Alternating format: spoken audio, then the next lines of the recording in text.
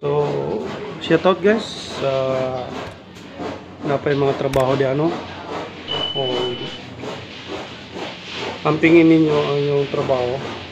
O labi na sa inyong kagalingon. O labi na gyud sa inyong pamilya.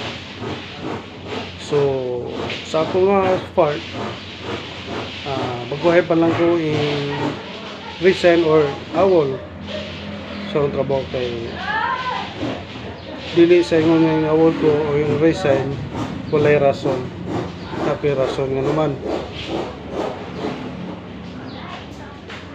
sa imong pinakadugay sa imong pamrabaho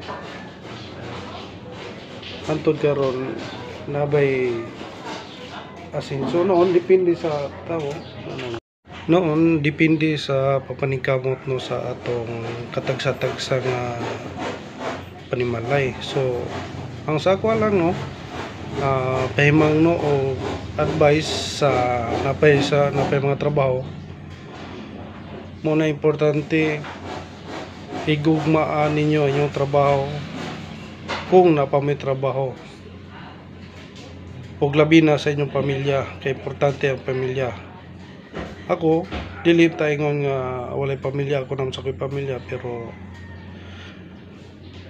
more on problems na gina sa ato tagsa-tagsa nga kaugalingon karong panahon na. So mo lang na akong kasulti pagkakaroon ng namoy trabaho ang pingin ninyo ug higugma ug labi na sa pamilya. So